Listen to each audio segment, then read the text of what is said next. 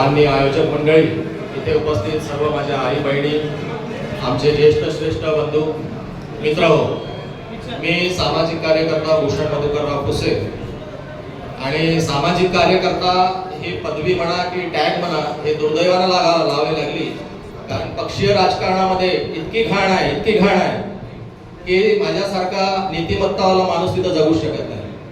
त्यामुळे मी ठरवलं की आपण जे आता सध्या सामाजिक कार्यकर्ता म्हणून काम करतोय तेच योग्य आहे.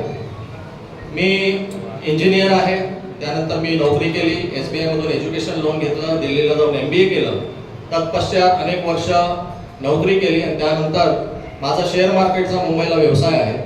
मुंबईला माझे घर आहे, फ्लॅट आहे, ऑफिस आहे आणि सुखी जीवन जगत असताना माझ्या मनात असं होतं की आपण आपल्या मातृभूमीसाठी काही केलं पाहिजे, सकारात्मक केलं पाहिजे आणि आपल्या मातीचा आपल्यावरती ऋण आहे, कर्ज आहे. त्या भावनेत मी 2020 पासून चंद्रपूर यायला सुरुवात केली. अनेक सामाजिक उपक्रम केले, अनाथ मुलीला दत्तक घेतलं, गाईलाही दत्तक घेतलं, कोविड काळात बऱ्याच पेशंट्सना मदत केली, जेवण दिलं, मास्क वाटले, औषधे वाटल्या आणि ट्रान्सजेंडर ज्याला आपण तृतीयपंथी म्हणतो त्या तृतीयपंथी कम्युनिटीला आपण सोबत धरून त्यांच्यासाठी काम केलं. हे कार्य करत असताना असं लक्षात आलं की इथला अधिकारी कर्मचारी वर्ग इतका माजलेला आहे की जोपर्यंत आपल्याकडे राजकीय ताकद नाही तोपर्यंत आपण गोरगरिबांची कामं करू शकत नाही. त्यामुळे मी राजकारणात यायचं ठरवलं. थोडक्यात परिचय, मी अनेक आंदोलनं शेतकऱ्यांसाठी, युवकांसाठी, रस्त्यासाठी, रोजगारासाठी केलेले आहे, त्याबद्दल मी आता बोलणार नाही. माझं ठाम मत एक व्यक्ती म्हणून आणि येणाऱ्या काळात तुमचंही होईल, कारण त्यासाठी आपण मोहीमच चालू करतोय की भारत देशामध्ये जो IAS होतो, IPS होतो, उच्च विद्या विभूषित असतो, देशाचे राज्याचे धोरणात्मक निर्णय घेतले जातात, लाखो कोटींचं बजेट पारित केलं जातं, त्याचं डिझाईन केलं जातं, इम्प्लिमेंटेशन केलं जातं. त्या अधिकाऱ्याला जर 60 वयात रिटायरमेंट घ्यावं लागतं तर राजकारणात पण 60 वयात रिटायरमेंट व्हायलाच पाहिजे. एक स्वतंत्र व्यवस्था, मी ज्येष्ठ श्रेष्ठींचा मान ठेवूनच बोलतो, हे माझे व्यक्तिगत विचार आहेत, त्यामुळे कोणीही पर्सनल त्याला घेऊ नये. कारण हा कायदा जेव्हा लागू होईल तर कमीत कमी महाराष्ट्र राज्यापुरती तरी असं होईल की 60च्या वर कोणीच आमदारकी लढणार नाही.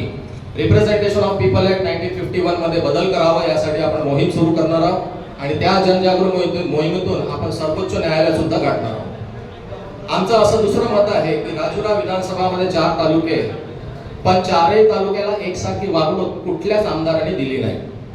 गोंडपिंपरी असो, जिवती असो, या तालुक्यांवरती सातत्याने इथल्या राजकीय व्यवस्थाने अन्याय केलेला आहे.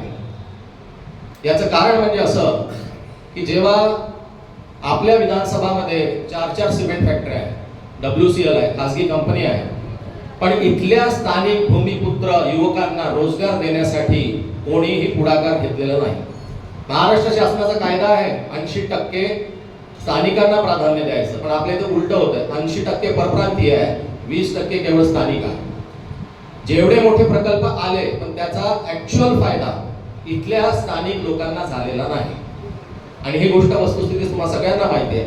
आज आपले सुशिक्षित मुलं कर्रे खाऊन थुकत आहे, कॅरम खेळत आहे आणि इकडे तिकडे फिरत आहे आणि परप्रांतातले येऊन मलाही खात आहे. ही व्यवस्था जर बदलायची असेल तर आता परिवर्तन नाही, आता क्रांती आणावी लागेल आणि क्रांती केवळ युवक आणू शकतात हे मी आवर्जून सांगतो. 23 वर्षाचे भगतसिंग होते, त्यांनी क्रांती आणली.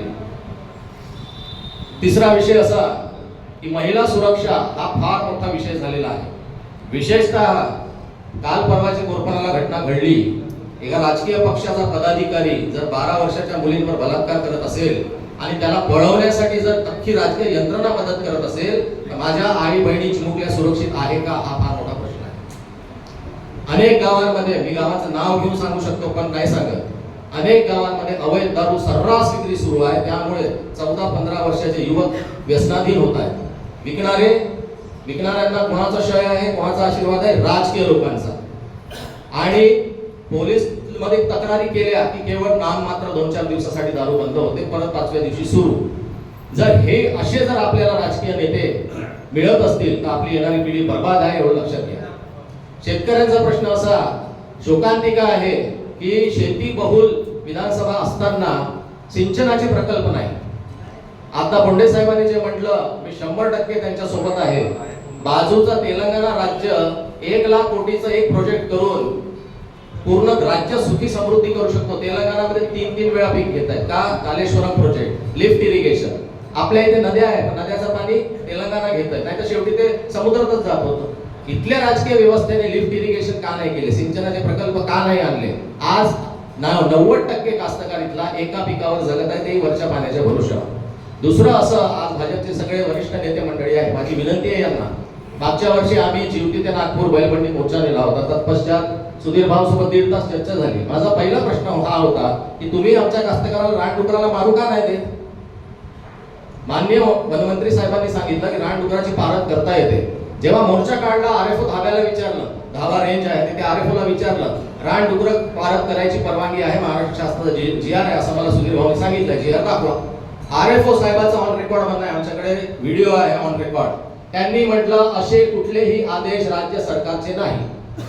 आता काय समजायचं याला? जर तुमच्यामध्ये शासन प्रशासन मध्ये जर कन्फ्युजन आहे तर तो कास्तकार मारेल का जगेल? रानडुकराला मारलं म्हणून जेलमध्ये टाकता आमच्या कास्तकाराला. ते 2% गार्ड आमच्या कास्तकाराच्या अंगावर हात टाकत आहे फलर आणलं म्हणून. ही व्यवस्था कधी बदलणार? जो अन्नदाता आहे तुम्ही त्याच्या अंगावर हात टाकता. ही वस्तुस्थिती बदलायची असेल तर तोडफोड करणारा, तडफदार, कधीही जेलमध्ये जायला घाबरणारा, न घाबरणारा असा नेता निवडा. मी असं नाही म्हणत, मलाच निवडा. जो अर्ध्या रात्री धावून येईल, एसीच्या खोलीत बसून मोठे मोठे डायलॉग मारेल, ते बंद करा. जो ग्राउंडवर येऊन रस्त्यावर येऊन लढेल त्याच्यासाठी उभे राहा. कोरपण्याची घटना घडली, मी पहिला व्यक्ती आहे ज्यांनी मागणी केली फाशी द्या, आम्हाला नाही पाहिजे तुमचा कोर्ट न्यायाधीश. स्थानिकांना रोजगार नाही, शेतकऱ्याला पाणी नाही, वीज नाही. वीज निर्मिती जिल्हा असताना सुद्धा अनेक जागी आज तासोन तास लाईट नाही राहत. ज्या शेतकऱ्यांनी फक्त मीटरसाठी पैसे भरले, मीटर तर आलं नाही पण बिल आलं त्याला. हे काय आहे?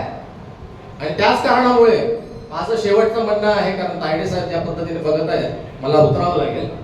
माझं शेवटचं म्हणणं असं आहे, तुमचा आमदार असा पाहिजे ज्याचा धाक इथल्या शासकीय अधिकारी कर्मचारी असल्या पाहिजे. नाही तर कसं घडते, जीवतीचा महावितरणचा व्हिडिओ बघितला असेल तुम्ही, अधिकारी कर्मचारी बसून जुगार चालू आहे कार्यालयात, आणि म्हणून ते कार्यालय फोडलं होतं मी 4 तारखेला. 4 ला मी फोडलं, 6 ला व्हिडिओ आला.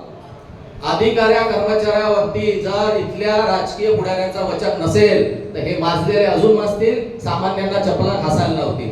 त्यामुळे यावेळेस अशालाच निवडून द्या जो या सगळ्यांना टाईट करून ठेवेल. केवळ कर्मचारी नाही, इथली माफिया सुद्धा, इथली पोलीस सुद्धा.